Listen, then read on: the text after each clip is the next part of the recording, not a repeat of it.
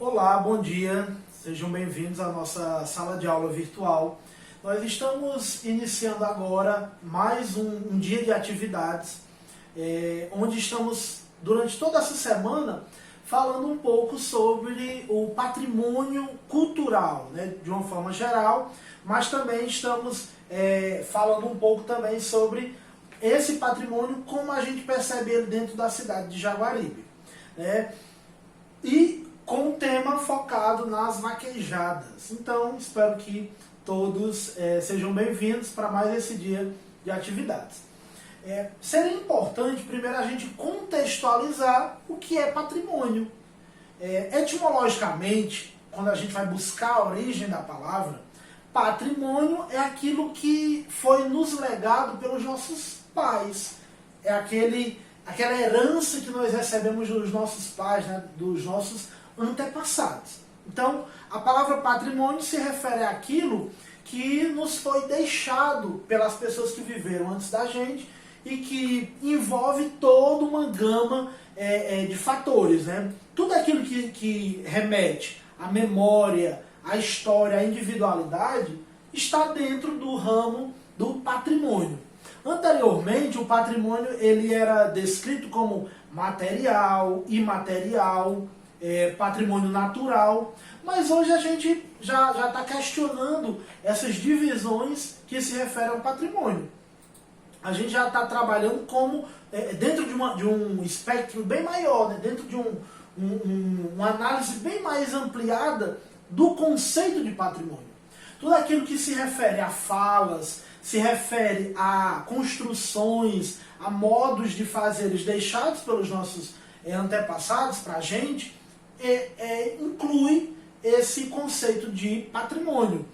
Por exemplo, envolve aquelas construções como de igrejas, casas, praças. Toda essa arquitetura é um patrimônio histórico. Um patrimônio histórico ligado à materialidade, ao patrimônio imóvel. Mas também se refere a criações humanas como pinturas, como outras manifestações artísticas, como modos de fazer, como por exemplo a questão de pessoas que sabem trabalhar com a renda, pessoas que sabem preparar certos tipos de alimento, costumes de certa época que nos é trazido até hoje. Segundo a Constituição Federal de 1988, a que nos rege atualmente, define o patrimônio cultural brasileiro como, vou fazer uma leitura para vocês, são todos os bens de natureza material e imaterial tomados individualmente ou em conjunto, portadores de uma referência à identidade, à ação, à memória, aos diferentes grupos formadores da sociedade brasileira.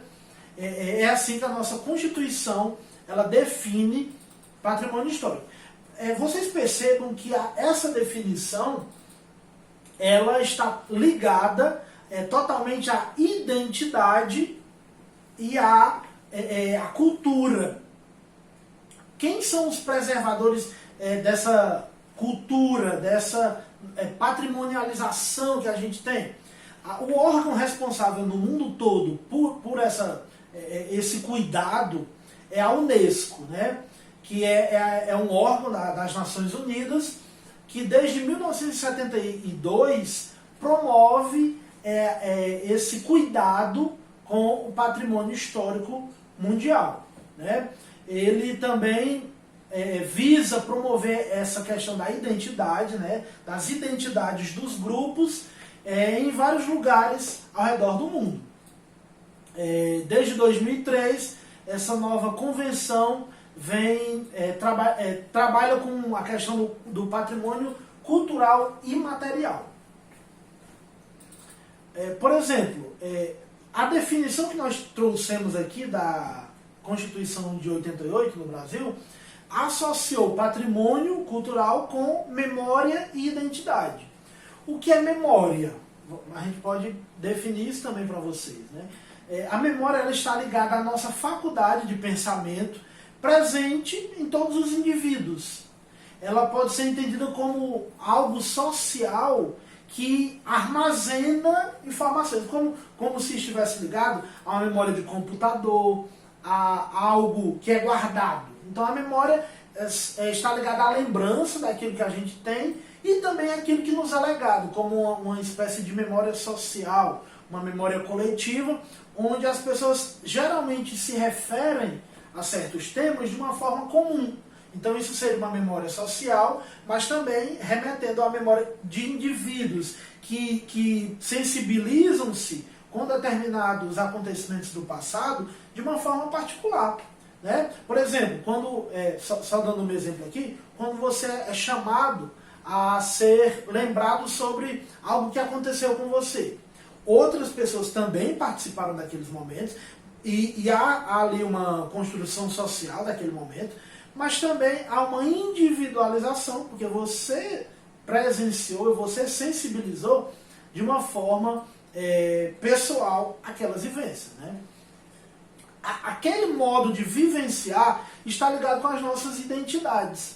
A nossa identidade, lógico, ela é algo pessoal, mas ela também faz parte de uma construção social, onde indivíduos, eles compartilham esses sentimentos e essas lembranças do passado, formando ali o conceito também de sociedade, como dentro de uma cidade, por exemplo, mas também elevando ao conceito a questão de uma nação.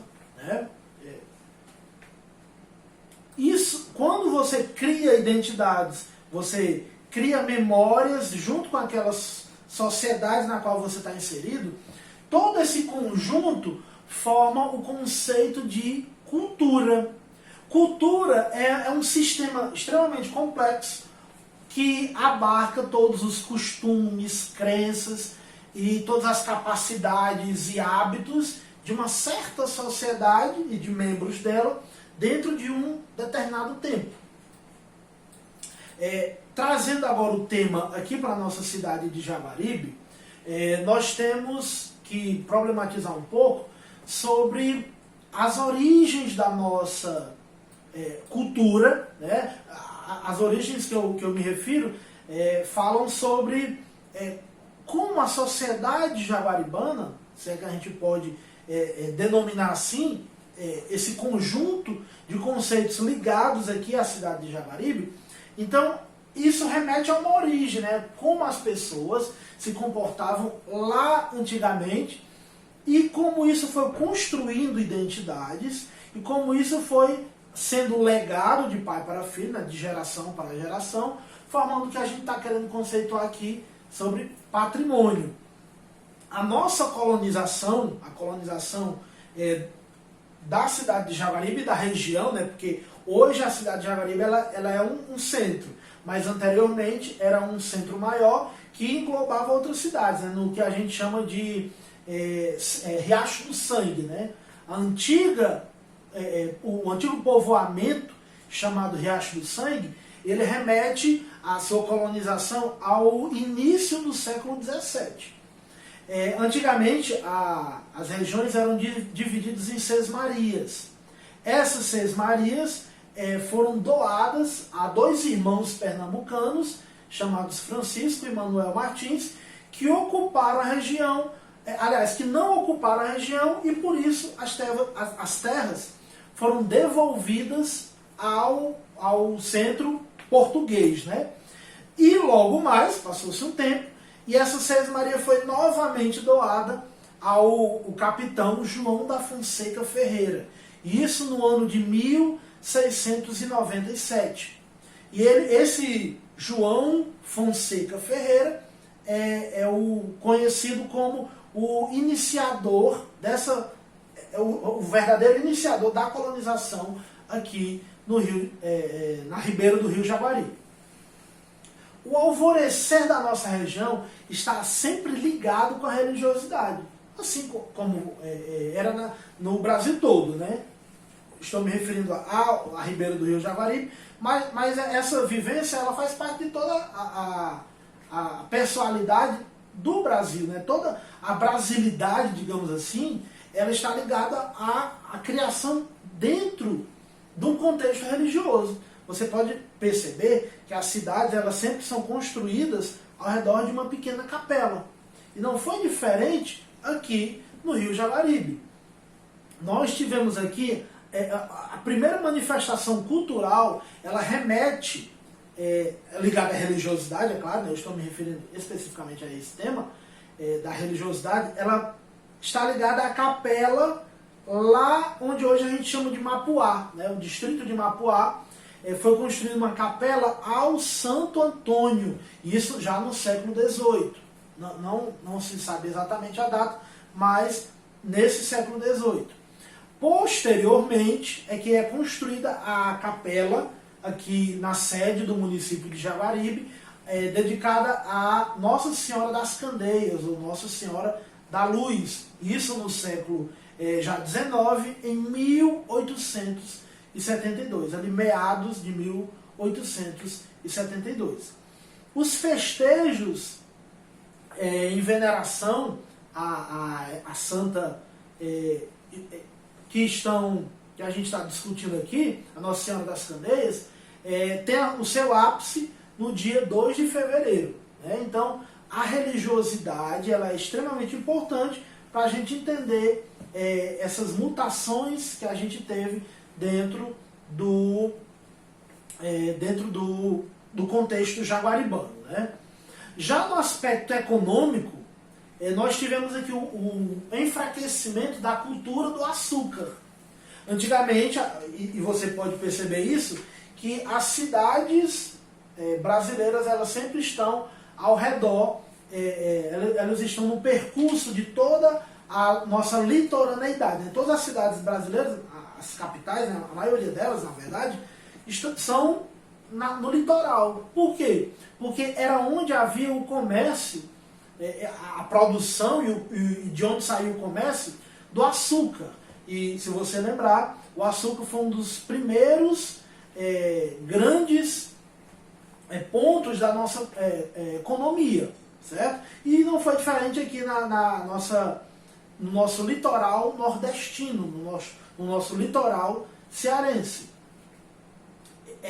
Do Aracati nós temos uma grande estrada do gado, que segundo o autor Cândido Couta Filho, no seu livro A Civilização do Couro, diz que foi a mais notável via de colonização do Ceará colonial. Foi a estrada que vinha do Aracati, entrando aqui pelo Jaguaribe até chegar no Icó. Foi uma grande e importante estrada que, a partir do primeiro ponto que eu já havia mencionado, da religiosidade, e agora falando dessa questão econômica, vão moldar essa questão cultural e patrimonial do nosso Jaguaribe. E essas estradas, a criação com gado, a religiosidade, são elementos que vão compor toda a riqueza patrimonial que nós temos hoje na nossa cidade.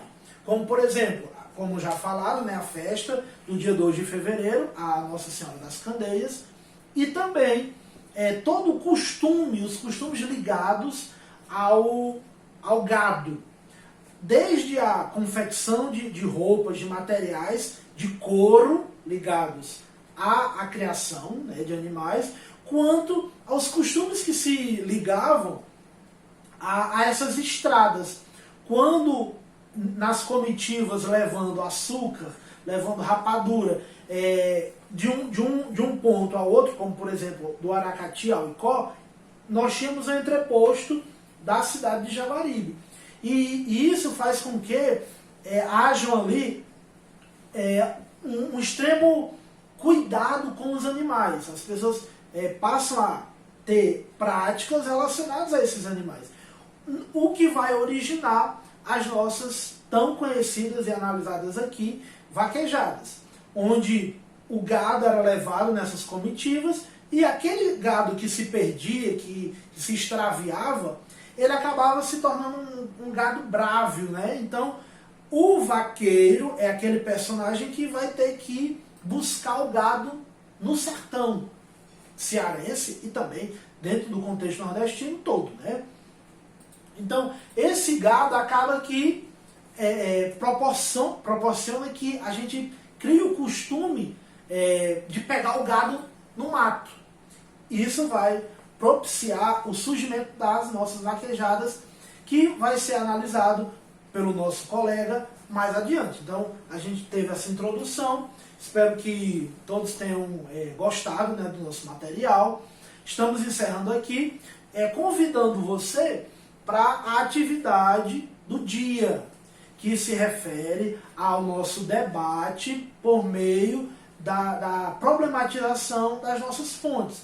Nós seremos levados a uma página do Facebook, onde vai aparecer o link logo aqui abaixo, e você vai poder ver algumas fontes ligadas tanto ao patrimônio quanto a essas fontes ligadas às vaquejadas.